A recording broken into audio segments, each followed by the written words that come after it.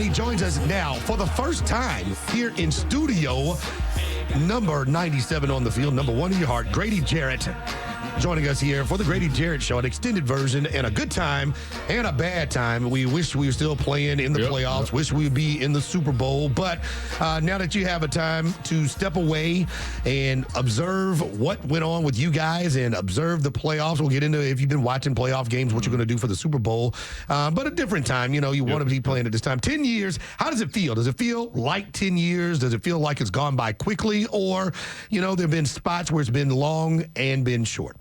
I mean, I feel like it's went by pretty fast, you know. It's been definitely a process, you know, every year, whether it's between like just preparing to go out there, have your body in position to have a really good season, healthy season, and just the grind of the season. I mean, it's so funny how fast the season comes, how fast it goes, but when you're in the middle of it, it seems like it's taking forever, you know. So it's been fast. I mean, I can remember yesterday, like I was in, you know, college, high school. So to be 10 years down in the NFL, and a lot of guys have like they want to reach 10 years and they make 10 years and they be good. But I mean, I'm at this point now, I can't really, I want to play so much more, you know what I'm saying? So it's like I'm so unsatisfied and just loving the game more than ever right now. So I know it's a lot of football out there for me, and I'm just, you know, taking it year by year, man. So it pushed me to continue to go. Because you know, as a competitor, as your career extends, you know, there's not as many guys that came in with you that's still there. Yeah. And then just to try to be the last one standing, or just be to continue to be a productive player. And the older you get, it means a lot. Who's still here? That since you got here back in 2015. Jake Matthews. You know, Jake is got a year ahead of me. Came in 2014. I came in 2015, and he the only one that's been on the team longer than me, and you know, not a bad guy to be behind. That's pretty special. You got to go back. You got to go back and think about guys that have been on one team in the NFL for a long, long time. It's pretty rare to think about the company that you are in, to be a decade on the same team and really get an opportunity to build your brand. You've done a great job of that throughout the course of your career, especially you know, through the Super Bowl and then the playoffs the year after that. It's been impressive to watch you grow and do the stuff that you're doing. Have you made that a point of emphasis for you kind of later in your career to build a little bit more your foundation and then what you're going to do moving forward? It's been a point of emphasis just because I wouldn't say a point of emphasis. I would say it's something that naturally happens the longer you're in a place. My main focus is being a great football player, you know, and like I always say, if I'm not good at what I'm doing on the field, all the off the field stuff, it loses the impact that it has, because it loses the stretch. Because if I'm not producing on the field, I'm not going to be here, you know. And this platform that I have is elevated being a part of the Falcons, you know, being in the NFL. So my main focus has always been to be the best player I can be. You know, things like you know, everything that come off the field, but you know, the work that we do with the foundation stuff is very, very important, and you know, change a lot of stuff like that. But I don't play football to expand my brand. I play to be a great football player, and you know, that's what I like to do, and that's what I'm not ashamed of. A lot of times, people want you to have your hand in 10 million different things, and tell somebody you need to do this, you need to do that. But I mean, if you don't keep the main thing, what you want the most is gonna leave you. You know what I'm saying? So I'm not ashamed of saying I want to be a great football player. I want to push myself hard as I can while I can, because you can't do this forever. And the effort that I put into being a great player takes a lot of energy. And I love the things that come with playing, but that only comes for me being, you know, doing what I got to do on the field. And that's I want to be remembered as somebody who definitely, you know, did do what I do off the field, but I want to be a good football player. No, we know you for being a great football player and a great person as well. This happened just yesterday, just kind of topical in the moment.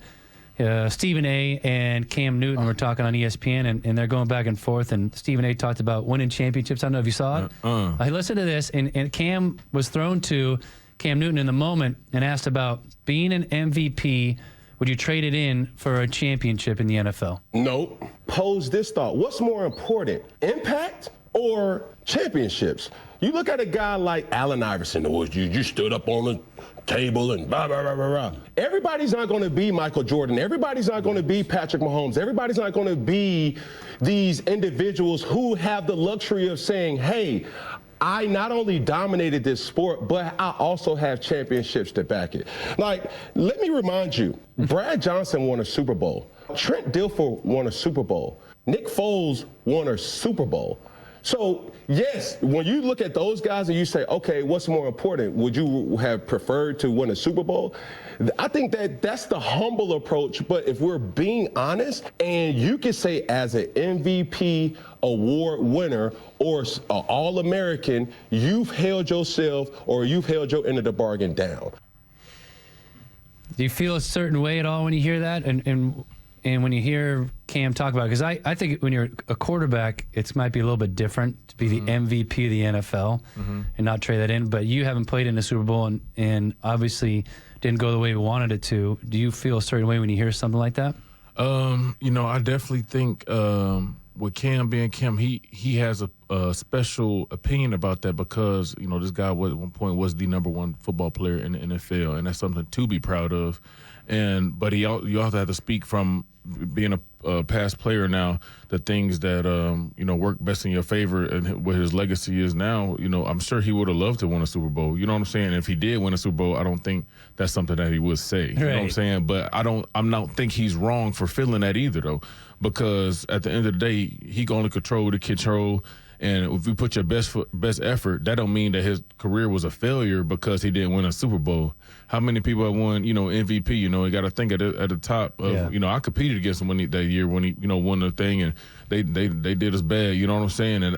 But that don't make me a hater in the fact that saying I wasn't one of the best, best years as a quarterback that you done seen. You know what I'm saying? It was straight dominance, and that was something to be proud of. So I hear what he's saying. But I don't think and I honestly don't even think he's saying winning a Super Bowl isn't important. But to say if we say Nick Foles because he won a Super Bowl is better than Cam Newton, that's not true. Right. You know what I'm saying? Right. Yeah. And I feel like that's what he's saying. And I think we all compete in this game to win a Super Bowl, win a championship, to be all pros, to be to be all pros, to make Pro Bowls. That's something to be proud about, And some people who can't achieve those things will make you feel like that's selfishness, chasing those accolades when it's not. You're chasing greatness, and a Super Bowl is that's the great of the great. But when you talk about individual contributions to a team, to a city, to a legacy, you can be proud of those as well too. Right. And every year I want to make the playoffs. Every year I want to win a Super Bowl. Also, every year I want to make the Pro Bowl. Every year I want to be an All-Pro. That doesn't make me a selfish player. And does it happen every year? No. But my pursuit of that makes me be a better teammate, because the better I am, the better the team is going to be. And when you look at it like that and you draw those two parallels, you don't ever put yourself before the team. But you got to look at it like, if I'm the best me, and that's not being an undisciplined player, not doing your job, doing this and that, within the scheme or whatever the coach want to do, that's going to make the team better. And if that give me Pro Bowl, that give me All Pro, and shoot, if it even give me a Super Bowl, we did what we had to do. But, so I think people are offended by just Cam's or sometime and the things that he say, because he obviously super confident, sometimes cocky, but I understand what he's saying. It makes it sound like he doesn't care about the Super Bowl. But I wouldn't say that. I didn't get that from that. No. Okay. And definitely makes you think a little bit. I didn't get that from that, but I see where people can take that and run with that. Grady Jarrett joining us here in studio on the Fan 680 93.7 FM. Grady, you always talk about being the best version of yourself. Rewind the calendar year. We had you on air. You were super emotional. We understood the knee injury happens. You came back this year, and honestly, it never looked like you had been injured at all. What was that like going through it as a player who had been at the top of the game forever and then having the game stripped away and trying to have to build yourself back to being back for this year? Yeah, man, it was tough. It was a tough road. I'm going through now this offseason, not rehabbing from a major injury. So I'm like, dang, like this time, I got this time to really put in. You know what I'm saying? But I think me pushing myself in that time was just so critical, so important. and really lock it in day by day. It seemed like them days was long then, but as the season got here and as I got through the season, everything was just so worth it because I was able to go out there and be my best self I could in that moment. And it was still good, you know what I'm saying? And but it took a whole bunch of work, man. It was super, like you say, being out the game and missing the season was tough. But I wasn't gonna let that define my career. That wasn't gonna be how I was gonna go out. I wasn't gonna let that slow me down. And that was my fight every day. And I wanted to come back to being a super productive player. And coming back this year, led the interior linemen in tackles, led the team to tackle for loss, second on the team quarterback hits. I only ended up with 2.5 sacks, which was definitely, not my goal. But definitely, whatever between the scheme, what I'm asked to do. Could you be better? Yeah, you always could be better.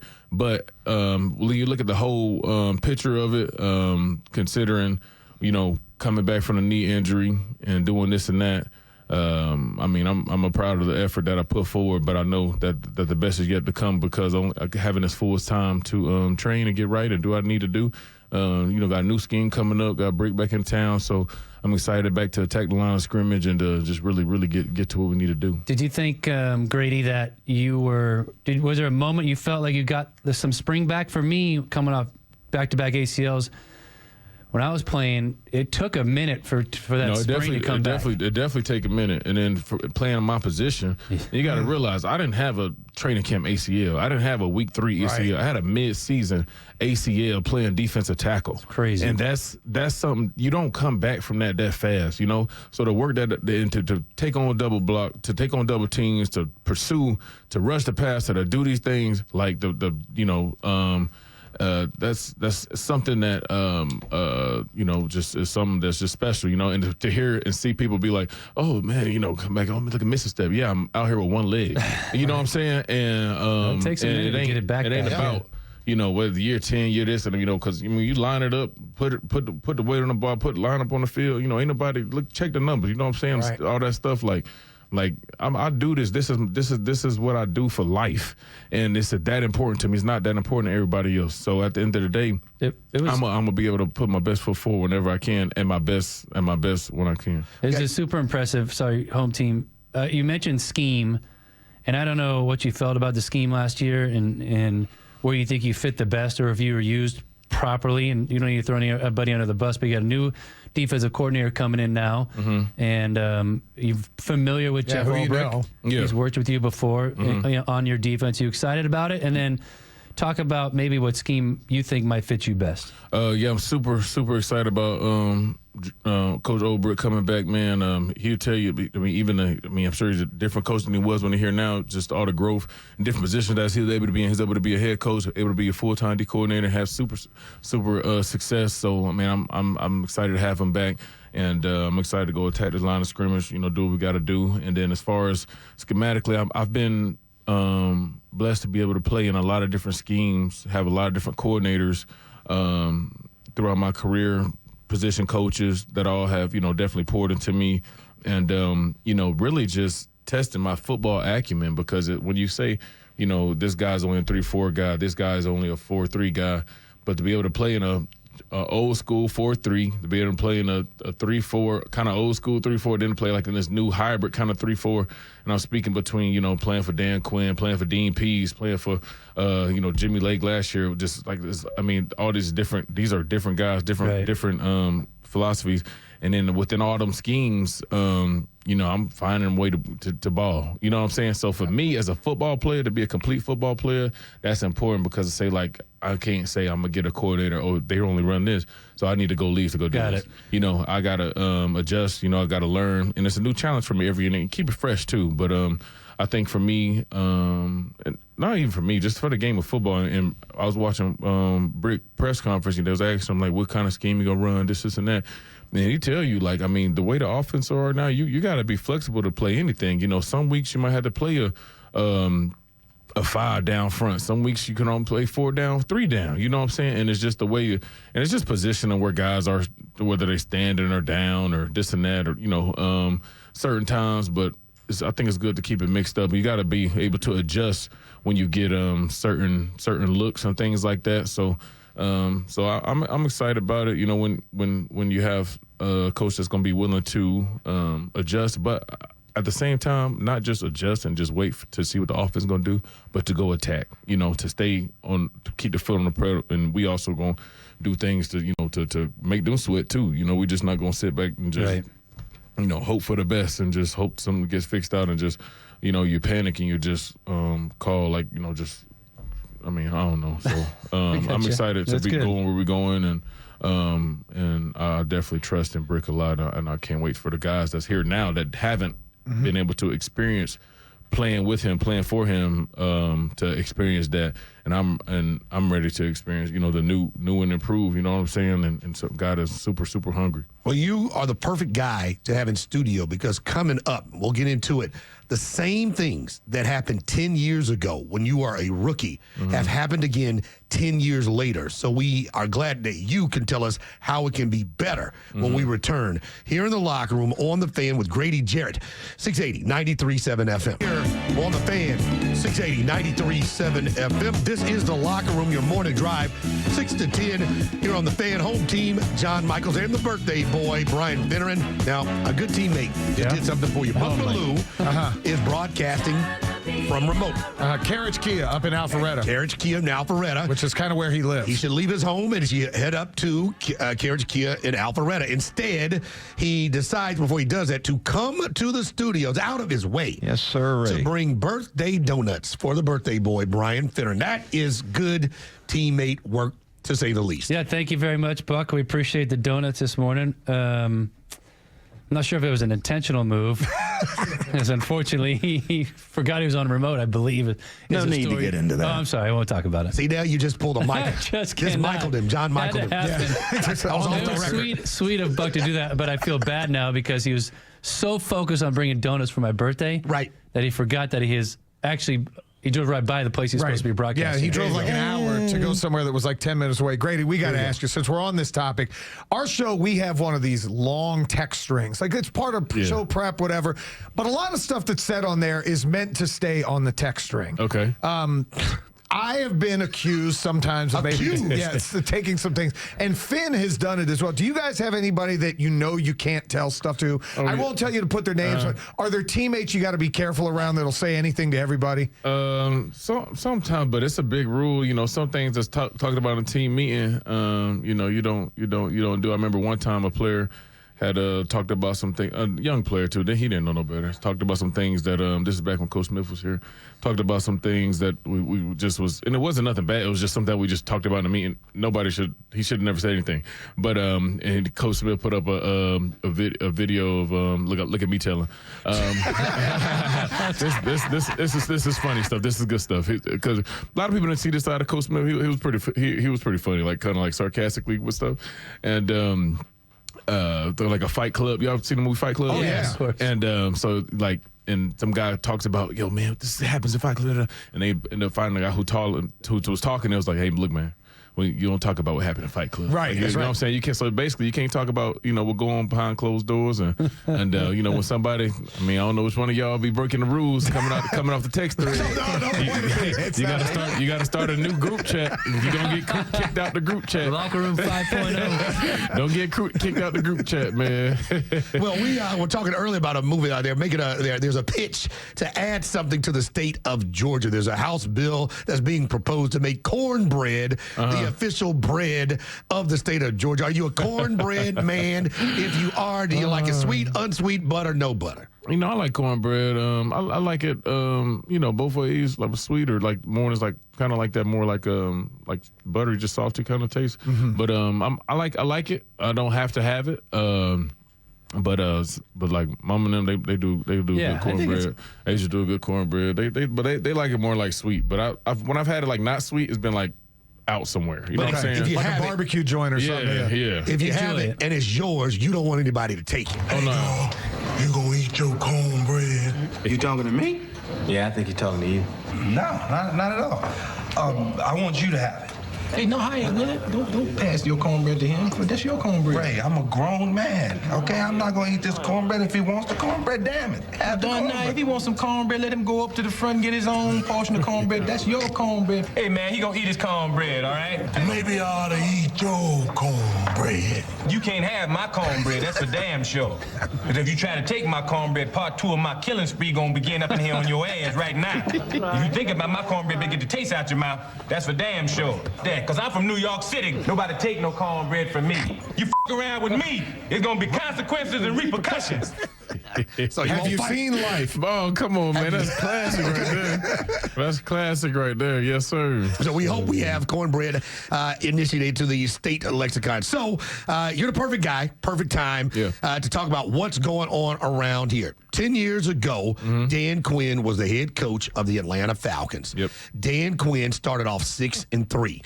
Dan Quinn ended up finishing 8-8, and the Falcons, you guys missed the playoffs. Yep. 10 years later, Raheem Morris is coach of the Falcons. You start off 6-3. Coach Raheem Morris and the Falcons missed the playoffs. Now there's an extra game at 8-9. Your thoughts? Well, you lost your last 2, so you have another losing season. Question is, what are the expectations and what are the road bumps you have to deal with when dealing with a rookie coach? Because a lot of people thought that Raheem Morris was not up for the job after the season ended in despair. I mean, Falcons fans got a reason to be, frustrated for sure. I'll speak on the time back in 2015. We started off 5-0 actually. Then we got to 6-3, dropped a couple games, and I remember it was 5-0. Guys we was thinking like, oh man, we're going to Super Bowl or whatever, and we ended up not even making the playoffs. And a big lesson I took from that as a young player was, to just you got to finish the job, right? And so the next year, we actually struggled a little bit early and ended up getting hot and making it to the Super Bowl. And just the difference between those 2 years, I think, were really just playing your best ball when your best is required, and knowing that any time you can get hot, but at the same time you can't let the highs be too high, And I even remember this season when we were 6-3. It was a good feeling, for me, definitely like we were struggling and past couple years and stuff like that. So we hadn't been 6-3 in a long time, and I just think we got to learn from that and just really be able to keep our foot on the gas, you know what I'm saying? And everybody got to be, self-critical at all times and things that they can get better, whether it's, execution and we got to go over mistakes that we made in the game, whether we win or lose, to continue to keep that needle moving forward. Guys got to continue to do the same treatment, same workout, same things like that to be able to keep them going, because it's a long season, And then that was one of the biggest things for me, especially coming off the ACL, was just I wanted to continue to put that work in every week, because every week is another. It's like just chipping away at your body and your health. So it's just another level of depth that we can go to, that hopefully we learn for. We need to learn from, and just continue to grow. I wouldn't say that there's any excuses that need to be made. I mean, I think the proof is in the pudding as far as we just can't let our foot off the gas, and I think we just need to really just dive into the things that held us back, be able to pull that Band-Aid back and dig, and so we don't have that happen again, I can see the parallels that they're trying to draw between, Dan and Raheem, and two guys I both love playing for, and love them both, personally anyways, as like brothers. So, but I know Raheem is the right guy for this job, and nobody is more critical on himself than him. And even some of the conversations that we'll have, we both people who are tough on ourselves, and that's how we can have honest conversations when we do talk. And I can reassure you that he is our guy, and this is going to be a moment in time where we look back and see where that growth came from. And I'm confident in saying that, confident in believing that. And for me, all chips on the table, and good, bad, and different. I'm riding with Raheem and his vision for what for us getting to a championship, winning a championship. And when that time come, I'm gonna be glad that I went all in, because that's just gonna make that time even sweeter. Sometimes, especially when things don't go your way after so long, oh God, people can get discouraged and this and that. But I ain't trying to hear none of that because I've been here longer than all of them. So You ain't kidding, right? I'll been a go get long over time. it. You know what I'm saying? Get over it, get back to work, and put the work in. You know what I'm saying? And if you let your circumstances dictate your effort, that's weak to me. You know what I'm saying? So you can't be weak. You got to be strong. And because you ain't strong, somebody's gonna come do your job, and that's simple. That's as simple as it is. And being somebody who's been on a team that had a lot of success, as far as early in my career, and then being somebody who's been here for a long time, even through ups and downs when they had reasons, they had outs to get rid of me.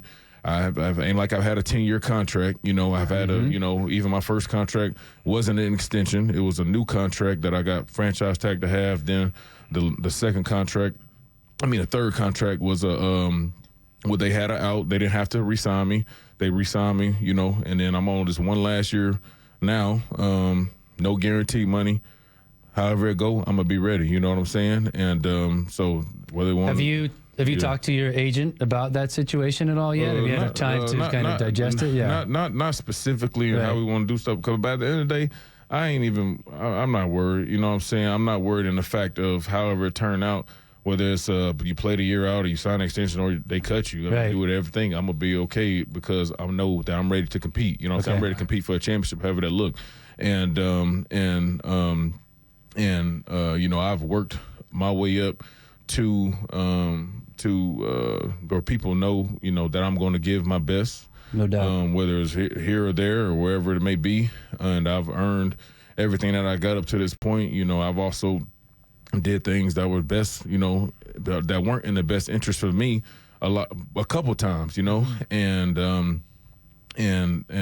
that's okay because at the end of the day, it all gonna come back to me in one way or another. So I'm excited, man. I'm excited, but I'm, like I say, I want to win. I'm far from comfortable, and that's good because you get comfortable, then you get lazy. Things happen. I think far from satisfied. For you to say, because those are three likely outcomes from this offseason. Yeah, things you mentioned. You could be released, you could be renegotiated and get an extension, or you can play out the year.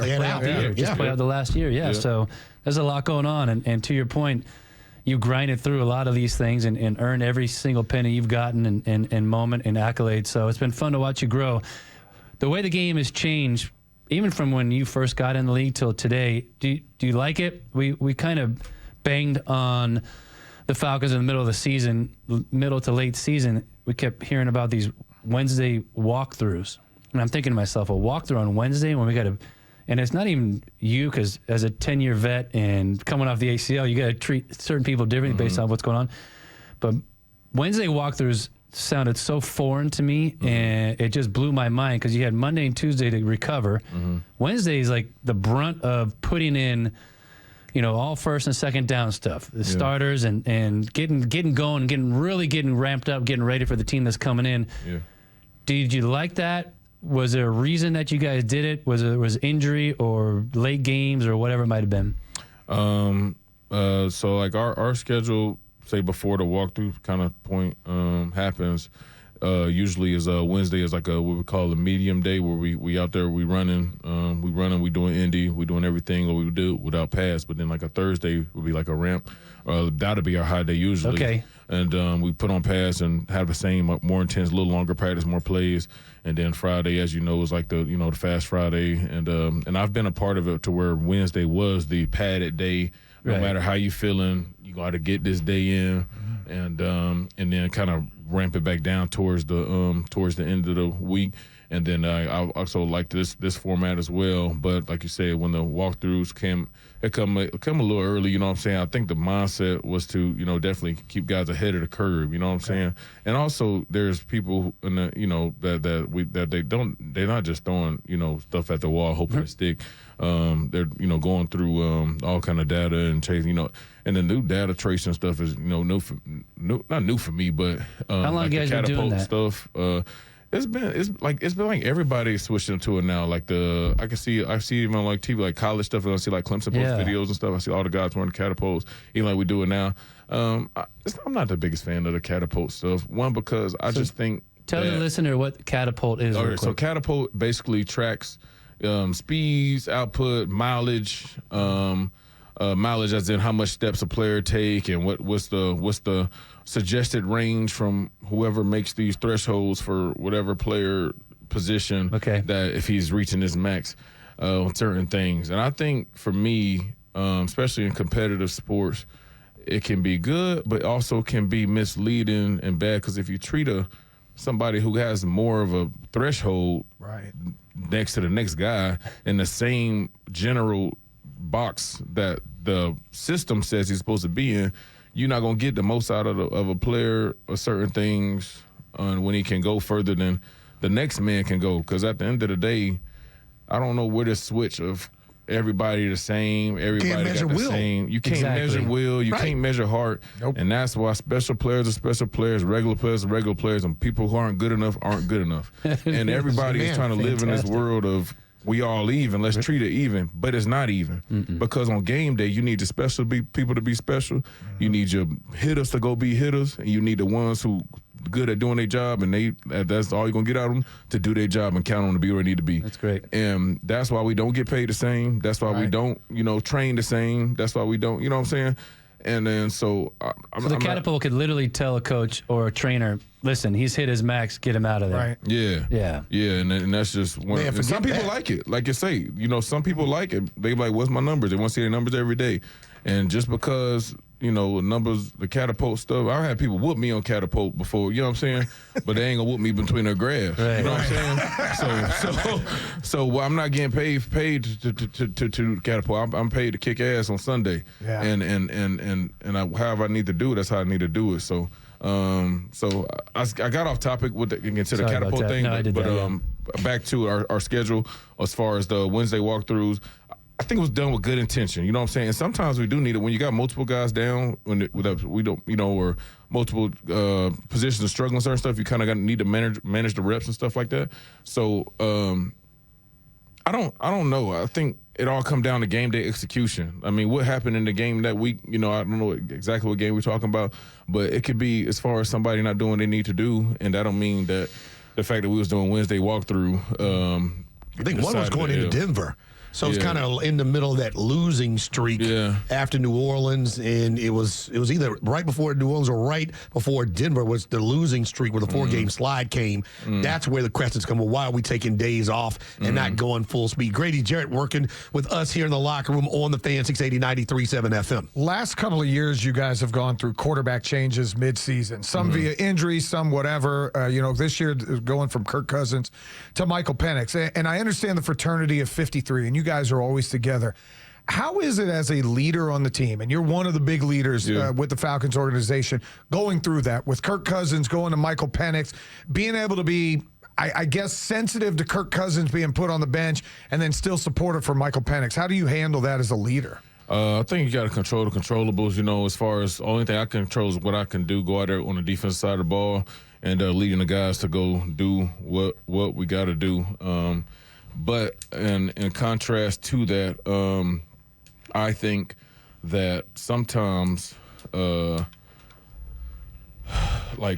say sensitive to this and that. If I was getting kicked, getting drive out of there on the run game, getting stuffed in the thing, like if I'm not doing my job, I'm gonna be replaced. You know what I'm saying? All of us. Right. Y'all in here is the whoever y'all boss. They're gonna be sensitive to the fact that you ain't doing your job. We got a job to do. Not. Exactly. We got a job to do. And if you're not doing it, you gotta do what you gotta do. Right. You know what I'm saying? That's big boy stuff. You know what I'm saying? And if somebody come in and be more productive, you gotta let them. I mean, it is what it is. You know what I'm saying? None of us are here just because we're nice people. That's right. None of us are here because we our faith or this and that, whatever. We're good at our job. I think that's the great thing about the NFL, as opposed to some other sports that have guaranteed contracts. Like, you can have a guaranteed contract in the NFL. See Kirk Cousins, and you could be gone the next year, 1 year into your same year, because you're not producing the way you're supposed to produce. It's a production business. I don't care what happened to you, and they don't either. So if you're not producing, especially when you're paying you a lot of money, there's a chance somebody else is going to do the job. What was going on in the building the last 2 weeks? Because with all the ups and downs, the bad stretch with Kirk and what was going on with him, and the games where the defense pitched almost shutouts and you stopped nobody from scoring, and then the offense was off. Then the offense scored, and then y'all were giving up points. There was a whole lot going on. Bottom line, you win your last 2 games. Yeah. And we're in the postseason hosting a game in the Benz. What was going on in the branch? Because a lot of people wanted, and they still want Raheem Morris out of here. They want Terry Fontenot out of here. I know y'all hear something, but I don't know if y'all know the magnitude. People are upset, and they really want to blame what they think is a lack of talent and a lack of coaching that has contributed to the last 2 weeks. What was going on in the building where no matter what, you had to win 2 games and you're in, you didn't, so we were out? I think in the building, man, we were optimistic, man, and we know what the position we was in that we put ourselves in. We owned that, and I just know if these last 2 games, which I said in my postseason interview when I left, I mean, we lost. Ain't like we got whooped the last 2 games. Like we lost in overtime to a team that just lost last week, in Washington. And then a game where defense just went to hell in the last game of the season against the Panthers, which I don't know if that was a morale thing or guys not locked in, whatever. But it still went to overtime and we lost. I do think just realistically, if we do win the Washington game, that we play a little different in the Carolina game. That's just human nature, I feel like. Yep. And but I think we were so close to making the playoffs. I just feel like the same. I mean, this is 1 or 2 plays in the game that makes a difference. Where we win those games, they don't feel that way about Rod. They don't feel that way about Terry. And Falcons fans are rightfully frustrated, But that's why I said after the season, when you're emotional and if you go throw it all to him, and all right, let's get somebody new. Let's do some of this. We got to do something else. You lose on so much traction that you done gained in the things that people can't see. And with me being a part of the organization for a long time, I can just see how close we are to getting over the edge. Some of the good things that Rod and Terry are doing to get us where we need to be. Because all it takes is 1 good year to get going, and then the train it's rolling. You know what I'm saying? And at the end of the day, we got a good quarterback now that people didn't agree with the pick. They was mad about it. This and that. But look at it now. You didn't see it a year ago, but now you look at it now, and you see Michael Penix. You see the things that they seen in Michael to say this guy's special. Well, why'd y'all go get a quarterback? Why'd you get? You can't please everybody. You know what I'm saying? But you got to make the hard decisions when they hard, because when it's good, nobody gonna tell you did good when it was hard. But just know that, they in the back of the head, they like, I did that. You know what I'm saying? Because it's like we believed and we saw something special in him. So now, and that, as y'all guys can see, when Michael got his opportunity to do what he needed to do, I mean, it was great. You know what I'm saying? And so hopefully continue to, and he's just going to continue to get better. So, I know they're tired of hearing the same thing. Like, just be patient. Keep next year. Trust me, I'm going through it. You know what I'm saying? Right. But I still believe. You know what I'm saying? I'm still putting in work. And at the end of the day, if you see if we don't believe, say you don't do the things you need to do, you're gonna miss the boat when the time is right. You know what I'm saying? So you can't miss the boat when the timing is right, and you can't just throw all things away when things go another way either. It ain't like we got railroaded this season. We had some tough losses, and I think our worst loss probably was that Denver loss, like we talked about. And now that was inexcusable, but no excuse. But man, no excuse. We lost that Denver game. We shouldn't have lost like that. You know what I'm saying? But other than that, other losses were close games and this and that. But at the end of the day, it is a production based business, and we gotta win the game. To that point, let's talk about some of the good things you do see with the defense and with the future of the Falcons, and then we'll get into your personal business, because we got to see if you get your eyes checked and if you get your nails clipped, Grady. Those are things we need to know when we return here in the locker room with Grady Jarrett on the Fan 680 93.7 FM. Time with Grady Jarrett as he wraps things up here in the locker room with us, but we have to get our bet nots. We made it to Friday. Will we bet not see in the city, the world of sports, or beyond from our perspective? John Michael. The Hawks bet not have this go to 8 and 9 and 10. 7 losses in a row. Come on, bro. Y'all got to beat some damn buddy. Trey, show everybody you should have been an all-star this weekend and give me like 38 and 11 tomorrow against the Pacers. I got a wedding to get down to in rush hour downtown, not far from Tech. It bet not be bumper to bumper on my way down there. You might want to leave now. I may just be there for the reception because goodness gracious. Who the hell does What time's the wedding? 5.